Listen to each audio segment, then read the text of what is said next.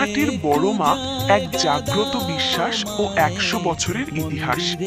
বিশাল যার রূপ আর তার চেয়েও বড় যার মহিমা, তিনি নৈহাটির বড় মা।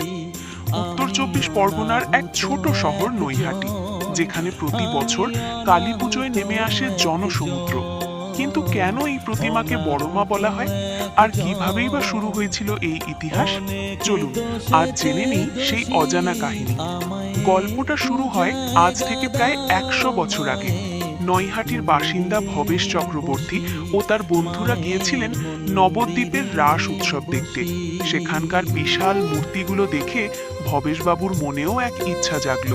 তিনি চাইলেন নৈহাটিতেও এমন এক বিশাল আকার কালীর আরাধনা করতে। ১৯২৪ সালে শুরু হলো পুজো। ২১ ফুটের সেই বিশাল প্রতিমা দেখেই মানুষ ডাকতে শুরু করলো বড় মা বলে। সেই থেকে আজ পর্যন্ত বড় মার রূপ বা উচ্চতা কোনোটারই পরিবর্তন হয়নি। বড় মা মানেই এক অলৌকিক আকর্ষণ। জানেন কি, মায়ের অঙ্গে থাকা কয়েক কেজি ওজনের গয়নাগুলো সবই ভক্তদের দেওয়া। কেউ রোগ মুক্তির কামনায়, কেউ বা নতুন আশায় মায়ের কাছে সোনা বা রূপোর গয়না মানত করেন।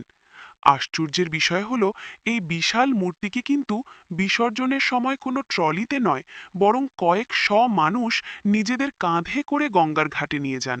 এই দৃশ্য না দেখলে বিশ্বাস করা কঠিন। আগে শুধু কালী পুজোতেই মায়ের দেখা মিলত, কিন্তু এখন ভক্তদের ভালোবাসায় তৈরি হয়েছে বড় মার স্থায়ী মন্দির।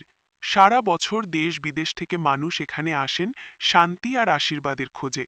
বড় মা শুধু নৈহাটির নয়, আজ তিনি কোটি কোটি মানুষের এক পরম আশ্রয়।